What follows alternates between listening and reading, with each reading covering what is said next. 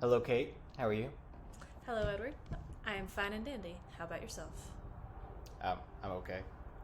So I have already talked about episodes 1, 2, and 3 of Bridgerton season 1 by myself, but we kind of I kind of got a little ahead of myself and wound up just watching all of the rest of season 1 because I guess I was enjoying it. So I wanted to, since you have seen season 1, I guess 3 times now, watching the most recent time with me, I figured I might as well bring someone else on because the last couple discussions by myself were pretty short and get an actual female perspective on the show, which is officially now designated as a bodice ripper. It might be PG-13, but there was a lot of sex and sexy times in it. So I guess I'll ask you for your general thoughts on season 1 as a whole, especially because you didn't get to talk about the first 3 episodes. And then we can go through and read a brief synopsis for episodes 4 through 8 and maybe talk about some particular points and ideas and thoughts for season 2. So what did you think of season 1? Yeah, I thought it was very enjoyable. I am somebody who enjoys period dramas anyway. I enjoy Jane Austen. I enjoy these sorts of Regency costume dramas. So this was from the start very much up my alley. So I really enjoyed Bridgerton. I thought that the story was engaging and the costumes, there's some controversy about the costumes, but I thought that they were... What controversy is there? I have not yet heard. About whether or not they are historically accurate. Historical accuracy for period dramas is always a hot topic. So when people saw the trailer for Bridgerton, they kind of freaked out and was like, these costumes are not historically accurate. Those colors would not have been worn by the Featheringtons. And Where were you seeing some of this? Is this just on Twitter or? yeah, a lot of it was on Twitter, on some of the groups that I'm in, on Instagram and that sort of thing. I follow a lot of content creators in this space. So I know in the introduction I had talked about I'm very anti the Regency era dresses with the really really high waistline that goes right below the bosom, and I think one of the reasons that the Keira Knightley Pride and Prejudice is so rewatchable and really enjoyable is because it was set almost like 20 to 30 years earlier, and everyone has the late 18th century, so like late 1700s dress going on, and I really think that makes it work a lot better because I can appreciate all of the costumes in Bridgerton, and especially all the work that went into them, whether or not they're historically accurate aside, but I just think everyone looks so ugly in all of these dresses. I just hate the way that the waistline is so high, and I really just can't get behind any of it. And yeah. Well, it doesn't help that. I mean, I agree with you in the general silhouette with the waistline, that empire waistline right underneath the bust. Empire waistline. Empire waist, excuse me. No, that's what you said. I called it a Regency line, okay. so I wasn't sure what it was, but you're saying it's an empire line. So yes. Okay, thank you for clearing that up. I generally don't think that's flattering on a lot of people, but it also doesn't help that a lot of these dresses had that waistline not underneath the bust line, but across it.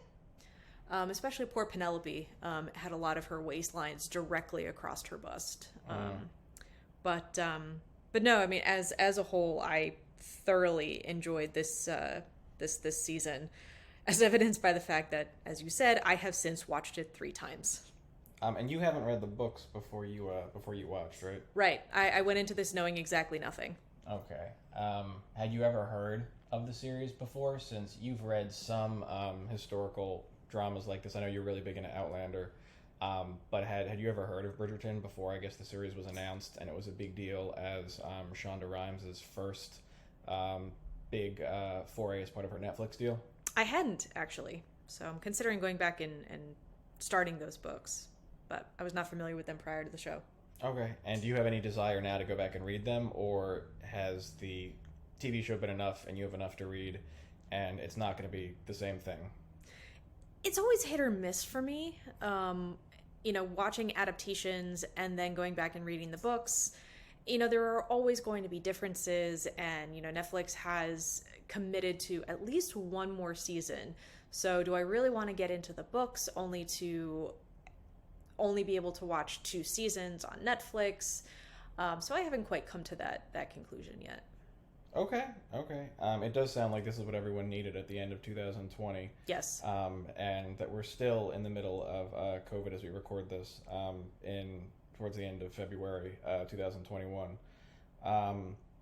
So I guess, what did you like most about season 1 and the way the story wrapped up? Although I guess those are 2 different questions. But what did you like most about season 1? I thought the characters were engaging and believable.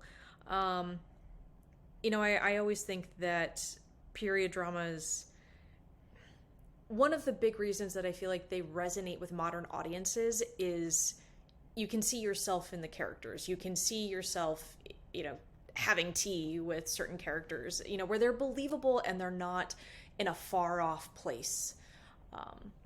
So yeah. You identify with how ridiculously, obnoxiously wealthy all these people are. Very much so. They go to party. I remember making this comment a couple times when we were watching it. Is like they go to a party every single night, and I think I was thinking to myself, like, you can tell why the French Revolution happened, because this aristocratic class, just like parties every single night, lavish, outlandish parties. And I guess it's sort of like the wedding industrial complex. It's the aristocratic coming out it's the coming out party industrial complex, which I think they hint at in Downton Abbey, which is another one where they talk about how everyone is employed through the aristocracy and everything, but it's just so obnoxious. And I think there's the one episode where the Featheringtons, the dad's secret about the gambling, comes out, and what the girls are going to do about dresses for parties, and the mom is horrified in the same way that teenage girls' moms are horrified when it comes to prom dresses, or even if you grow up in an upper middle class family where it's like, well, we can't wear the same dress twice, like that's impossible. But it's even more so because I don't remember. I feel like we get quoted a price at one point, but I have to imagine that some of these dresses, I mean, modern day, how much do you think some of these dresses would go for? Especially because it sounds like, or it didn't necessarily seem like you were buying them off the rack. They were almost created completely from scratch. Absolutely, yeah. I mean, those dresses would be worth thousands of dollars in today's money, because not only were they made completely from scratch to the individual woman's measurements, they're all hand sewn. You don't have the sewing machine at this point, so it's the designer, it's the sewist sitting there with a needle and thread doing all of this and all of those details. And so, yeah, those dresses are extremely expensive. Was there anyone that, well, I guess first, if you want to share, how much did your senior prom dress cost in high school? Oh, maybe $100. Okay. And were there any dresses that, also to fact check, apparently the sewing machine was invented by Elias Howe and Thomas Saint in England in 1790.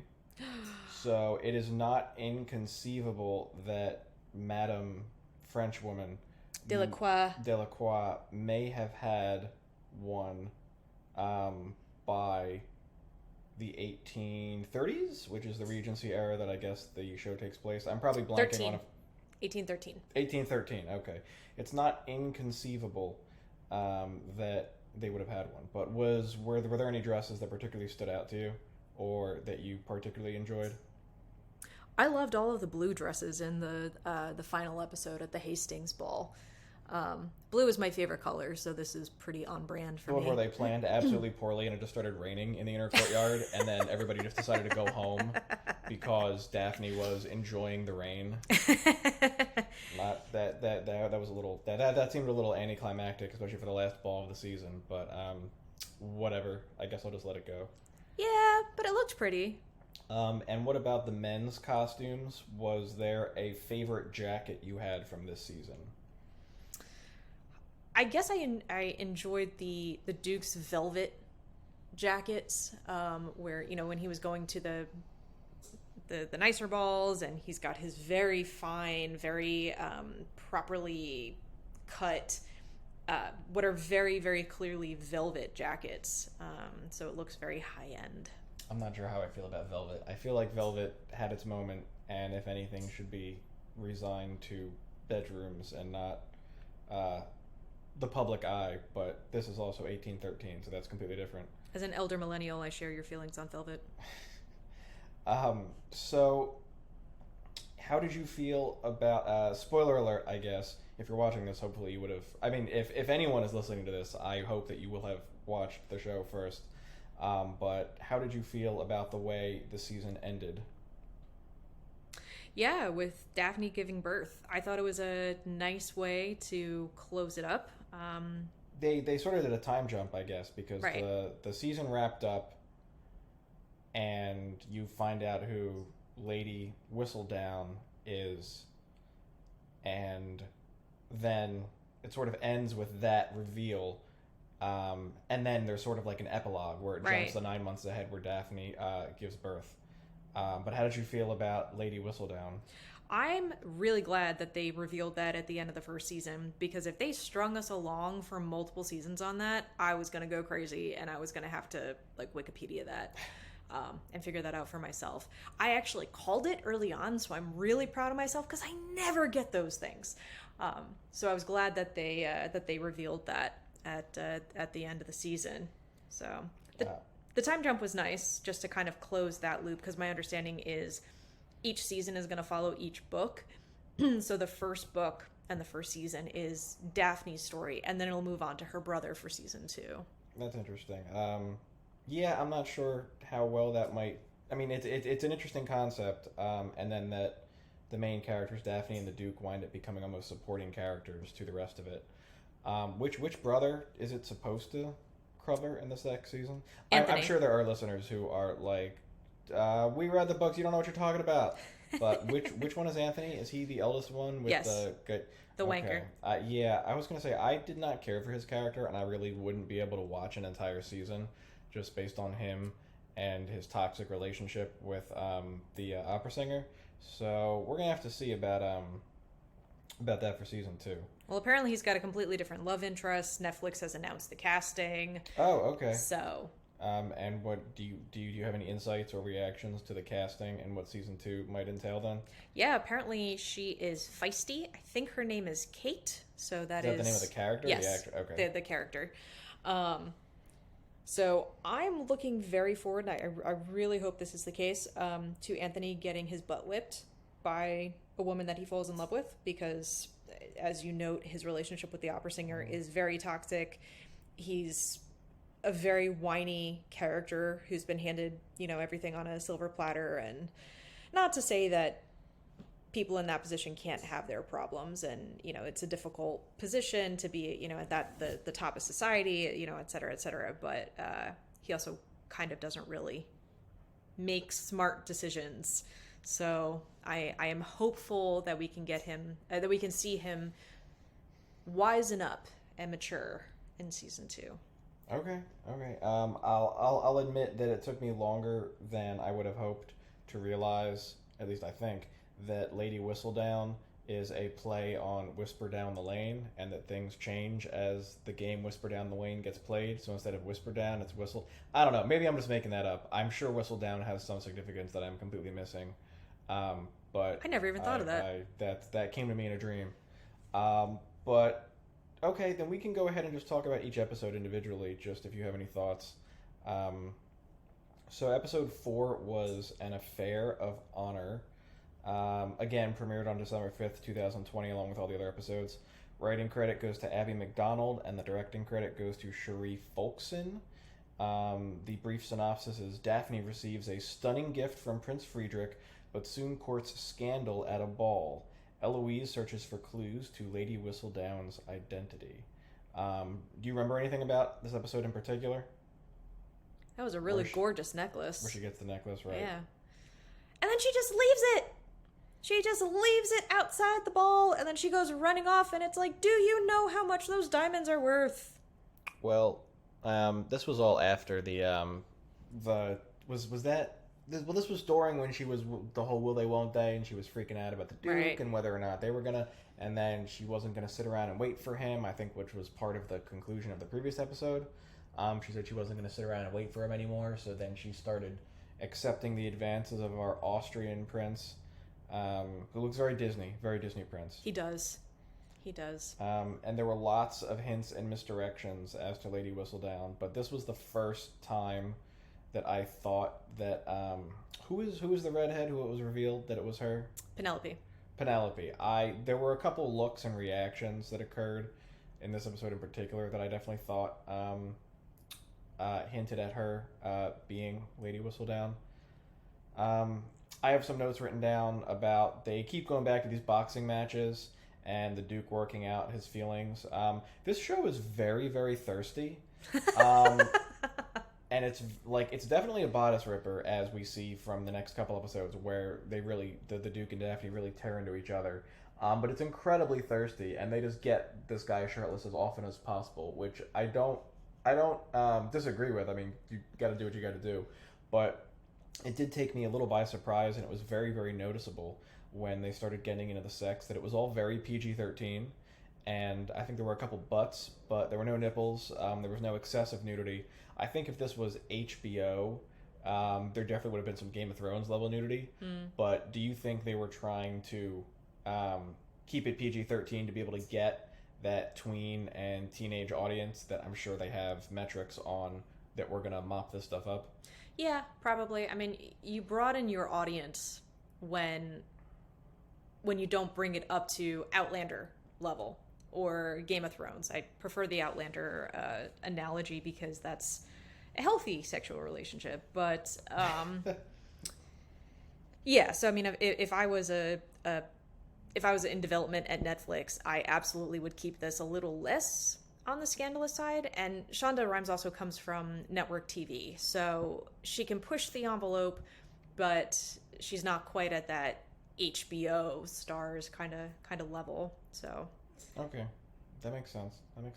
And this was so why is Daphne, this is probably an unanswerable question, why does Daphne feel claustrophobic from Prince Friedrich's necklace? It just seemed like that was something that would have been appropriate if she had some history with him or something, and they were I don't know. It just seemed a little arbitrary that she kept getting claustrophobic from that, or was she just getting heated thinking about the Duke and sex and desires in general?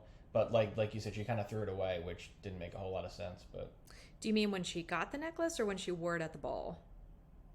I guess when she wore it at the ball, and then that's when she took it off and threw it away. Yeah, because he was very clearly working his way up to a proposal. And I think she just didn't know how she was going to react. So she didn't even want Prince Friedrich to actually make that proposal, to even propose to her. Because obviously she's in love with the Duke, so obviously she wants to marry the Duke. So what is she going to do when she has the opportunity of a lifetime, right? Prince Friedrich seems like a really nice guy. He seems decent. He's, clearly very interested in her. So this is a really amazing opportunity for Daphne and her family, right? You know, we can't forget the fact that as the first daughter to marry, she's setting the stage. You know, as they say in the show, that she's setting the stage for the rest of her sisters and her brothers as well. So if she was put in a position where she had to either say yes or no to the prince, that would put her in a really rough spot because clearly she just wants the Duke. So I can totally see her in that position.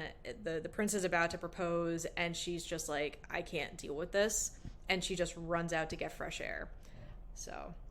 And I guess this is the third episode with our Austrian prince. I think I mentioned this when I was just talking about it on my own. Considering what we were talking about with the costumes and this basically being a costume drama and then putting so much money into the production budget for that, I don't understand why he traveled all the way from the continent in Austria and only has one outfit with him, because he wears the same uniform every single time with the same bland iron cross as a zipper basically, and then he has one ornamentation.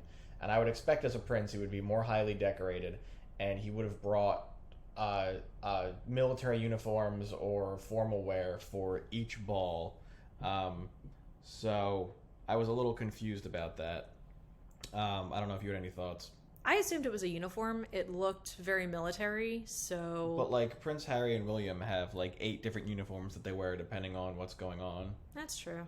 So I was a little disappointed just coming from that perspective. Right. And then the end of the episode is when Daphne and the Duke kiss, and then it gets all heated, and they decide her brother and the Duke decide they're going to duel. And as much excitement, many duel is literally the note that I wrote. I thought it was very well done. I thought they did a really good job building up the suspense. And then this and the beginning of episode 5, I thought were actually very engaging. I thought they did a really nice job. The music, the cinematography, of building it up and making you feel on the edge of your seat. I definitely wasn't sure what was going to... I mean, maybe because I went in not knowing anything about the show, I felt like the Duke could have gotten injured. I felt like her brother could have died. It was very believable to me. I didn't get the impression that these characters had to continue until the end of the season. Maybe that's just my own naivety. But season 1, episode 5, since we're now talking about it, was The Duke and I, written by Joyce C. Mitchell, directed again by Sharif Folkson.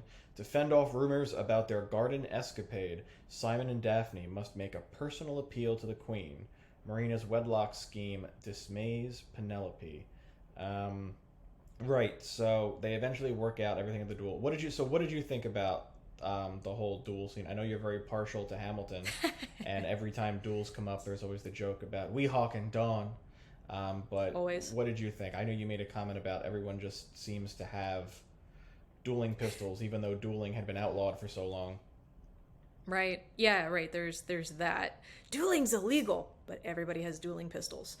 I thought that the duel was believable. I thought that the way that they set the stage to why the two men dueled in the first place, I thought was well done.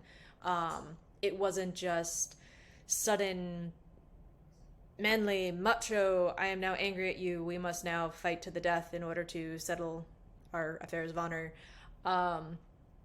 There was a real reason behind it, and it made sense as an audience member.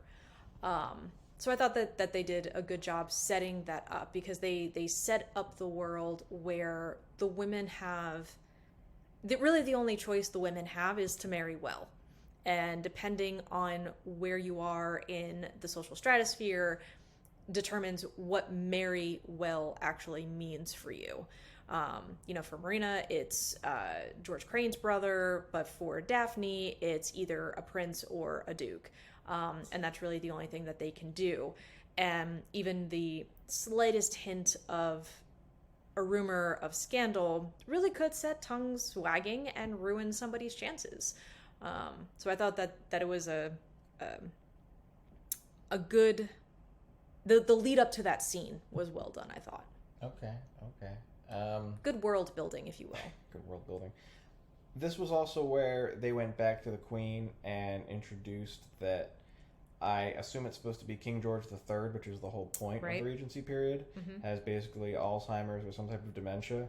I'm not really feeling all the cutaways to the Queen and her story and her things, and I think it's appropriate when, like, she summons Daphne's mom and they discuss over tea the relationships, and when they go, the Duke and Daphne go to the Queen to ask for an expedited marriage license. I think all of that obviously makes sense, but the scenes when it's just the Queen and giving her backstory, I feel like it's really dragging the pace of the show down. There's already enough characters that they're following, and I really don't want it to fall into the Game of Thrones trap of just too many characters, too much stuff to keep track of. I guess I understand what they're trying to do, and it's obviously been spoken about and discussed at length, the diverse, non-historical casting. But they have enough other... Not that they have enough, I don't want to make it sound like that, but there are other characters that they can explore, and I think the Duke and his relationship with... Is she his aunt or just his mom's friend? The woman that is kind of his... Oh, Lady Danbury? Yeah. What's her relationship to him again? I believe she was his mother's best friend. Just best friend, okay. Because I enjoy her character. She's very reminiscent of Maggie Smith Downton Abbey. Right. But I don't know. I just felt like some of the backstory around the Queen, unless it gets developed, and I guess it's going to be carried over into future seasons. But I didn't really see it going anywhere aside from just building out her character for no particular reason when there was enough already going on. So I don't know if you had any thoughts about that. Yeah, I guess that's fair. And just a quick note about the ahistorical casting. There are theories that Queen Charlotte was in fact black, that she did descend from black royals in the Portuguese family. But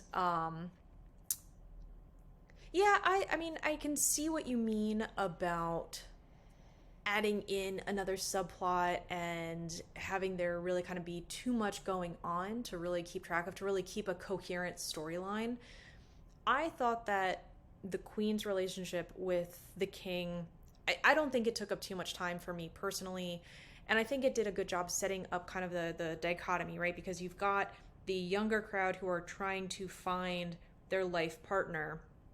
And then you have the older married families. You have, Daphne's mother, who's a widow.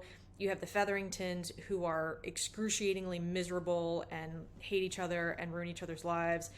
And then you have the King and the Queen, where they're still together. They were happy, but now their marriage is in trouble because he's so ill.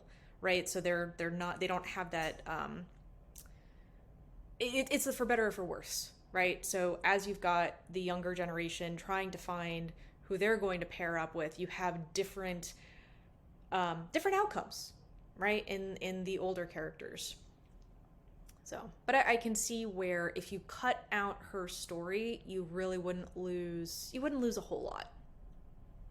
Okay. And then the end of the episode is they get... Do they get married in this episode?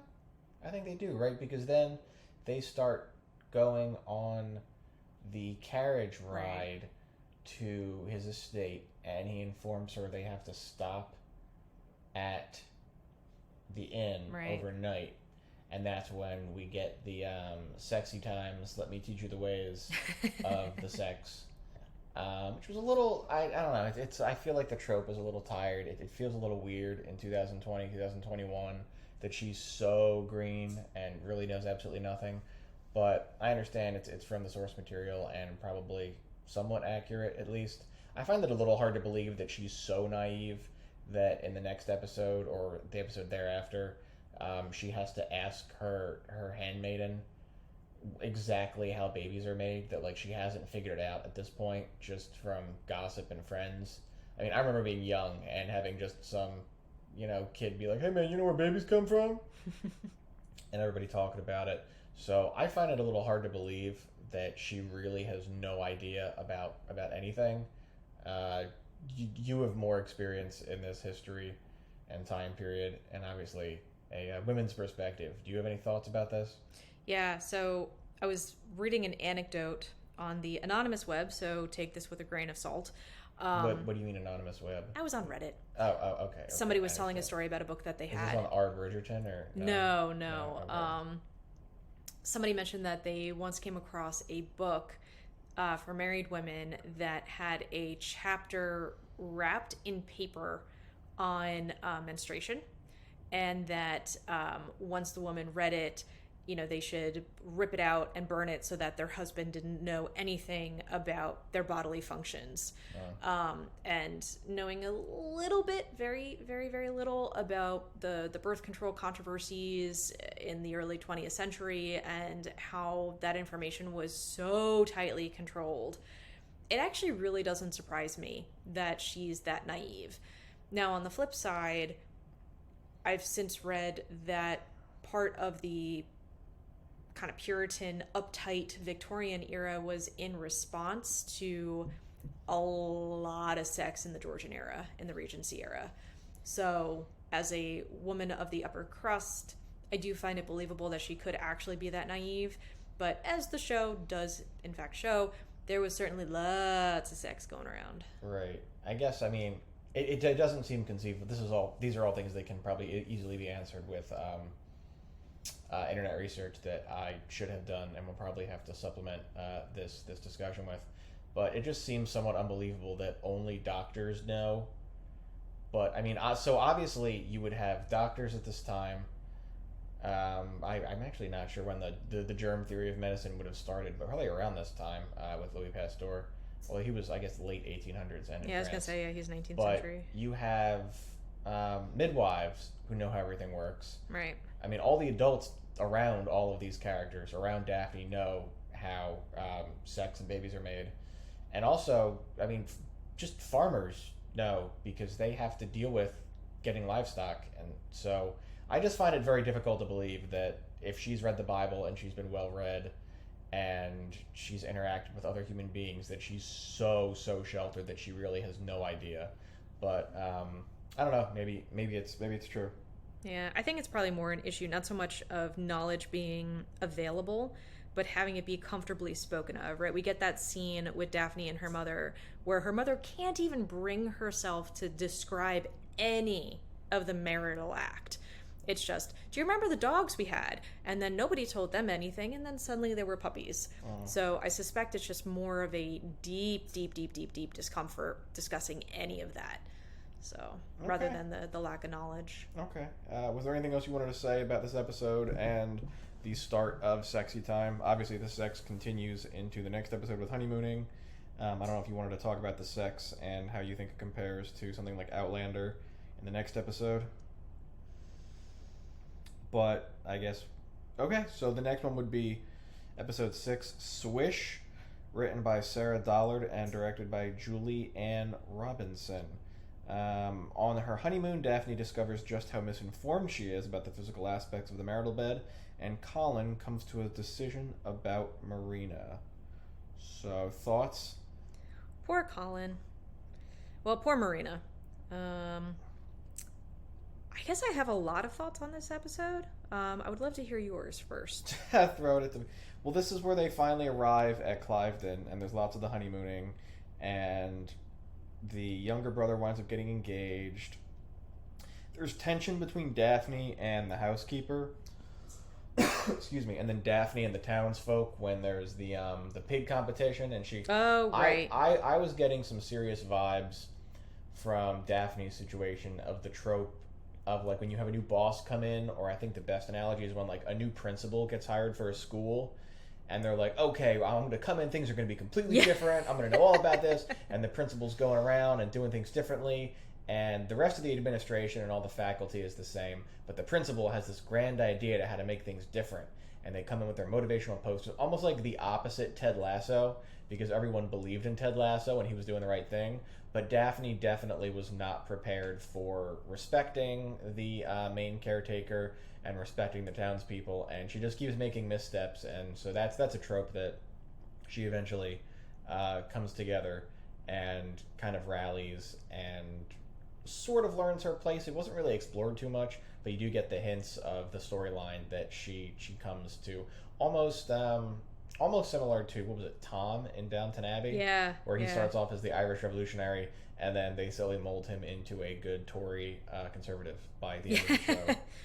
Yeah, and when Tom comes into the family, he's like, you don't know anything about how real people live, and he educates them. He does.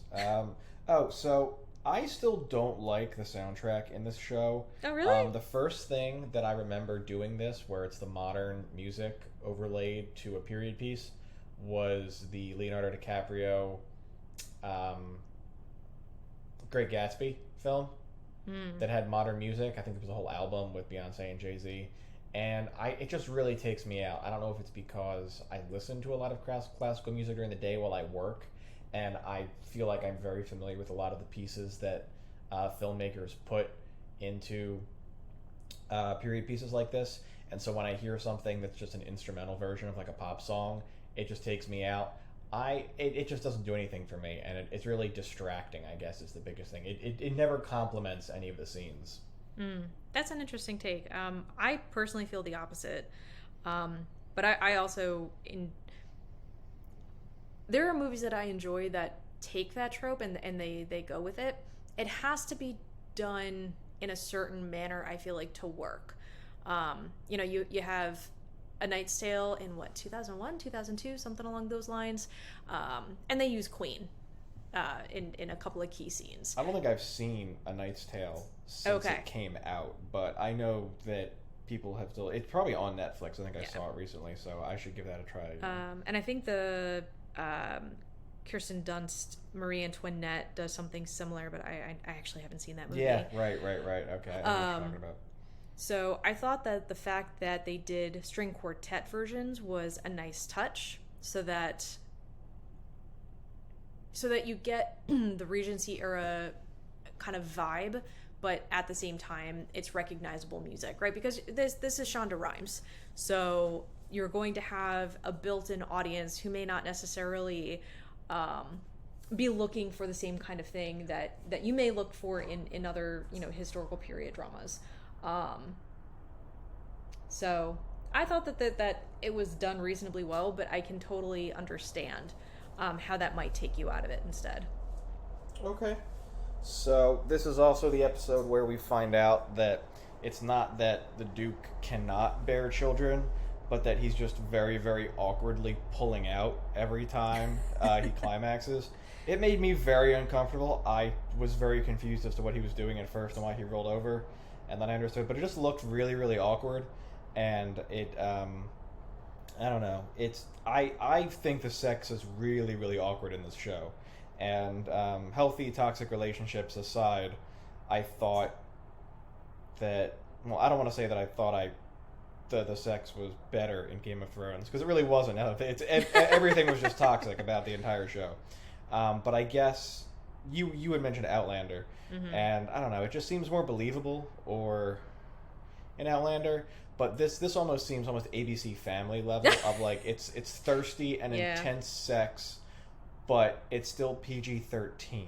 Yeah, it's all faces and like no nudity. It kind of makes me uncomfortable almost how much they're in people's faces while they're doing it. I don't know if it's kind of almost awkwardly intimate, like Eyes Wide Shut, but I don't know. Do you have thoughts about Outlander and the sexiness of Outlander versus the sexiness of this show? Yeah, Outlander's much more explicit. There's a lot of nudity in Outlander, and they don't shy away from filming sex scenes. I would agree that this is much more family friendly.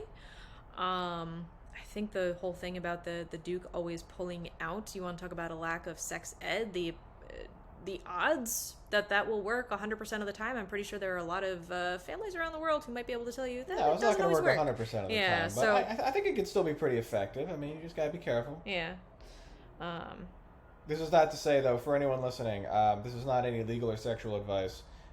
Please always consult a physician, and please practice safe sex at all times. All times. So, I think we already touched on... Oh, so this is... I had written down a note that I had started to question the whole Lady Whistledown thing, and... Because, what's the younger sister's name who's obsessed with finding out who it is? Eloise. So, Eloise is still freaking out about it, and trying to figure out who it is, and... But how do these pamphlets get printed? Because I know we're jumping ahead now to episode 8, which we already discussed. Okay, so as I was saying, I don't understand how Whistledown even gets any of this done, because she would have had to have, if she herself is going to drop off the manuscript to then be printed into pamphlets, that doesn't make any sense to me. I don't understand why she doesn't have like a servant or somebody go and do it for her, because she has people driving her. So the people driving, what's the character's name again? Penelope. The people driving Penelope, they're either random bros like a taxi, or they're her family's carriage. Either way, they have to know if it's the middle of the night and they're driving this girl to a print shop that probably something is going on, because everybody seems to read this pamphlet. So if she's going herself and she's dropping it off, first of all, I don't think she has to, because if she's just dropping it off, she could have anybody do it, and then having somebody else be in on it is the same thing as the driver being in on it. So, but if she has to hand deliver it to the printer, I have to imagine that people would be hitting up this printer to know who it is, because At this point, the Queen's private detectives already know that it gets dropped off in front of this printer, and that this is the printer who creates the pamphlets. So why wouldn't you just go to this guy and offer him a whole lot of money? There's no way that he's making enough money off of this. Is he getting paid to print all these things? Is he taking credit for it? Because obviously, even if he's not putting like a watermark or something on the pamphlets, it's like printed by, like please check out my GoFundMe page for my SoundCloud DJ side project or whatever he's self-promoting. There's all the paper boys who pick it up, so they all know who's printing it. So at some point, it shouldn't be that hard to track all this down and figure it out. So the whole thing just seems completely unbelievable that she's kept it a secret for this long by the way that she's doing it. Am I making sense? Yeah, I mean, there's certainly a history of anonymous pamphlets, and there are plenty where we still don't know the authors today. But this just seems highly ill-conceived. Yeah, to me. It does not seem well planned out on her part. Yeah, because then, would she have one of her footmen drop it off, but the footmen are in livery, so wouldn't they be recognized? I mean, there's a whole host of ways that this could go completely wrong. And for somebody as motivated as the Queen, I don't see how they wouldn't have found that out, where the only way where they could have found her out was somebody just chilling in an alleyway waiting for a random carriage to drive by and being like, wait, waving his walking stick. Her. And he's just there by himself, and Eloise stops him from catching the carriage, and then he has to run after it in the mud and boots. Doesn't he have a horse? He should probably be there with a horse. Like, how did he get there in the first place? That didn't... I thought that was very unbelievable. That is some incompetence for the Queen. But, so, we'll just keep it moving at this point. We're already at around 40 minutes, so we can just keep it moving. So the next episode 7, is Oceans Apart, written by Jay Ross and Abby McDonald, and directed by Ulrich Riley.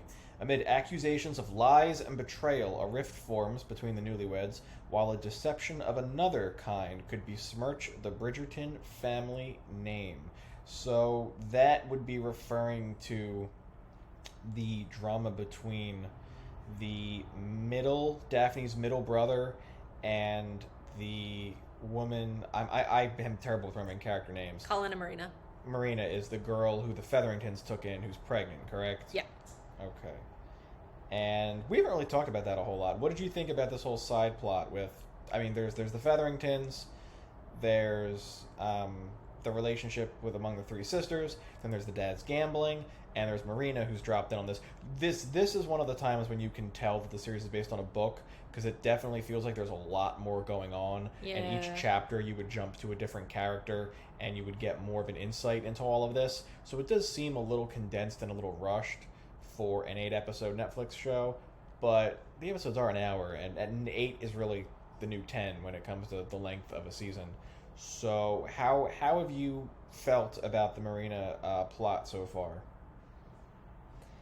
Marina is intent on choosing her own path, and I think it ultimately works out for her marrying George's brother. Whether or not that's particularly happy, we're not really led to believe that's a happy relationship. I mean, I couldn't help but feel, if I was in her position and, Lady Featherington was trying to marry me off to, some nasty old rich dudes, I kind of feel like my choice would be to find the oldest one there was, and then that's an opportunity. You can give him his heir, and then you almost certainly will outlive him unless you die in childbirth, and then you're golden.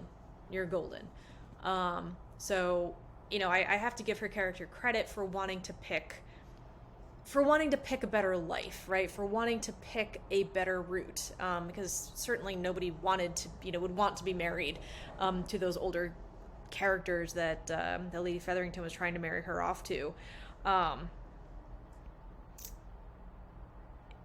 Okay. Yeah. Okay. I get it. This was also... The episode started off with the montage of Daphne, and I keep calling him the Duke because I keep forgetting his name, like we said, but his name is Simon. And every time I say the Duke, I think of Escape from New York. The Duke, Duke of New York, number one, the Duke of New York. But so Simon and Daphne have the montage of being mad at each other, and she's playing the piano and he's shooting guns. I don't know if it's just a montage, but it seems like it's in real time how quickly he fires that musket, because it's in sync to Daphne playing the piano. The music doesn't stop. It's a visual montage, but the music keeps playing, and the music is diegetic music because the characters can hear it, because it's the music that Daphne's playing. And he keeps just firing that musket, and I'm pretty sure it's a single-shot musket, because his servants do not have 8 other muskets right there when he keeps firing it over and over and over again at the end. But that's just a man pet peeve. I mean, even in Downton Abbey, they've got they've got their servants standing by with a second shot, and that was in the 1920s. Right. Did you think it was a little tried and tired, the whole back and forth with Daphne and Simon about, first of all, getting married and him not wanting to get married, and then the stuff about the kid, and obviously, as we said, they do wind up conceiving, and she gives birth to a healthy baby at the end of the season finale. But I don't know, I felt a lot of it was kind of tired, but and it's just been done a lot before. But I don't know how you felt about that. I mean, it never ceases to amaze me how many plot points can be avoided by characters actually just talking to each other. So, you know, I get Simon's whole vow thing, but do you really get it, or well, does it no, actually I don't. Not make any sense at all? I don't. Because if his entire point was to just make his dad mad, he already accomplished that.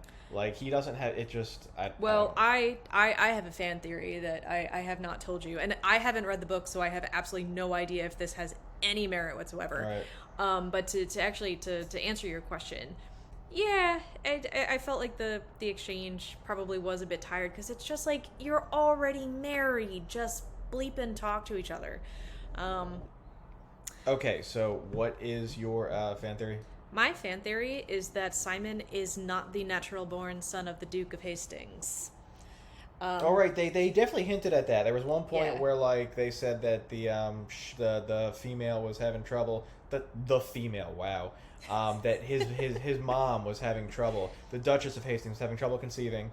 And wasn't it the best friend, the lady, what's her name? Lady Danbury. Lady Danbury said something along the lines of, it's not always the woman, sometimes it's the man, or maybe that was the housekeeper. I blank and I'm like, my characters are mixing. But you're right, somebody did say that, and they just kind of dropped this in real quick. And I was thinking, so maybe they're going to do something with, she was so desperate to give him an heir. That right. But of course, I asked you what is your theory and completely cut you off and said it for you. But so please tell me, what is your theory? Yeah. So there are at least 2 scenes. I think there might be a third that I'm not thinking of right now. Where I feel like that this is hinted at.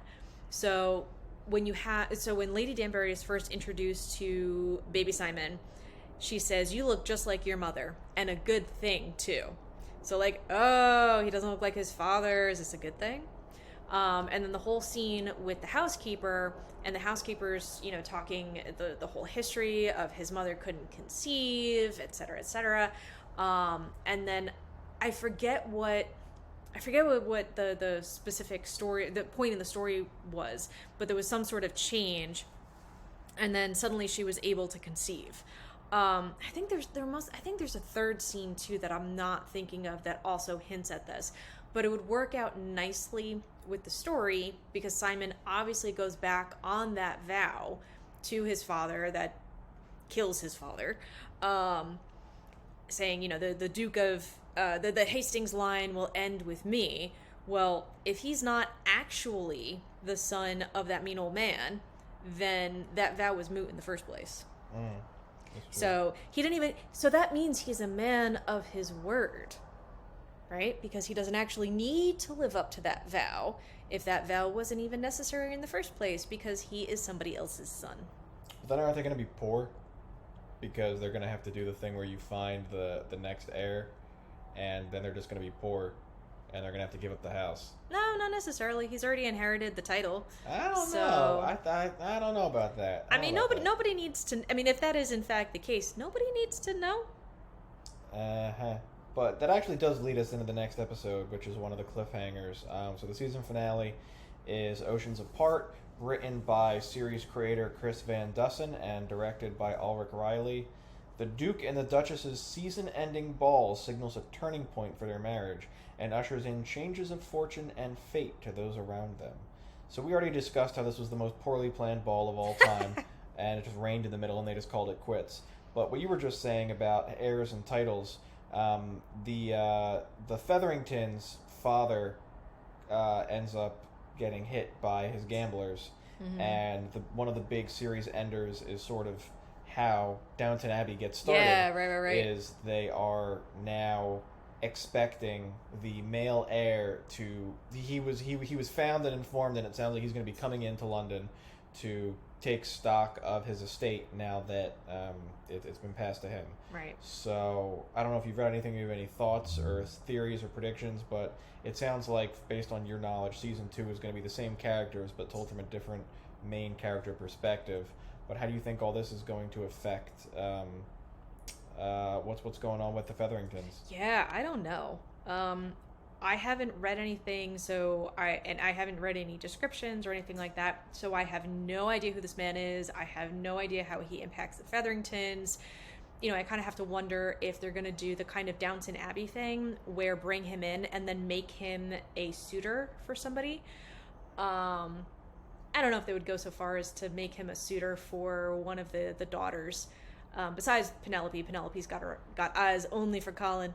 Well, Colin's probably not going to be in the next season. I mean, he's doing the tour. That's true. Unless the next season has a bit of a time jump, but rough beat for that actor, man. That's true. He has to go. He has to go out for the next season, but I guess we'll see. But yeah. I cut you off. So we'll have to see what goes on with his character. But yeah, I don't know anything, but I would be willing to place money that he's going to come in as some sort of love interest for somebody. So. Okay. I mean, that's assuming that he's young and attractive. If he's, old and wealthy, then scandal. How long can they keep the hunt for Lady Whistledown going? Because even by the end of this season, I was getting a little tired of Penelope and the Queen, everybody looking, trying to find it out. It just, there was always stakes and who is and this and that, and I don't think they can keep the hunt necessarily going. At some point, people are just going to have to resign themselves to the fact that they don't know who it is, and they're just going to have to enjoy. Because it's definitely the narrative trope that the whole show is built around, is the narration of Lady Whistledown bringing in and sending off the episodes with, Julie Andrews as the voice. Yeah. But I don't know how much longer they can keep this up in season 2. Yeah, I wonder if it'll be the kind of thing where now it's just normal, and Lady Whistledown has proven that she's got the deets, that she's a reliable gossip. So then is it just going to be, okay, well, she's an anonymous gossip, so we just take what she says and we run with it instead of, who is Lady Whistledown? Who is Lady Whistledown? Who is Lady Whistledown? I did enjoy it was probably a previous episode where Simon and Daphne were getting their portrait done. I thought that was good. That was good writing, and it was an interesting not dichotomy, but it was just a nice little trope of them reacting to each other and working through their problems and their relationship and everything. But that was an interesting way to kind of approach their relationship. That scene in particular kind of stuck out to me, because you have this situation where your two romantic leads are angry at each other and they're going to be separating, and but still when they lock eyes, they're still madly in love, which is kind of the same thing around their wedding, where each of them thinks that they're trapping the other person into the marriage. They're convinced that the other person, doesn't love them, loathes them, that they're ruining the other person's life. So you have this unusual, maybe it's not actually unusual, but to me it seems unusual, scenario where you have two romantic leads who are getting married, who have already made that commitment, who are already hitting that plot point, but they haven't reached that point emotionally where they're on the same page and they realize, oh wait, no, I do actually love the other person. So then you get that scene where they're getting their portrait painted and they're still arguing about the whole, having a child issue, and then they lock eyes and it's like, oh right, they actually are madly in love with each other, but they're still planning to go through this plan to separate. So Yeah. Do you have any other final thoughts? Anything else to say or comment about this? Thank you for coming on and being my guest. Hopefully this will be more of a regular thing. I'm not sure exactly what's going to be happening in the future. But did you have any other final thoughts about the season as a whole? I will probably watch it a fourth time, and I look very forward to seeing what they have in store for season 2. So thank you for having me on. This was a whole lot of fun. I really enjoy talking about this kind of thing, so thanks for having me. Absolutely, thank you.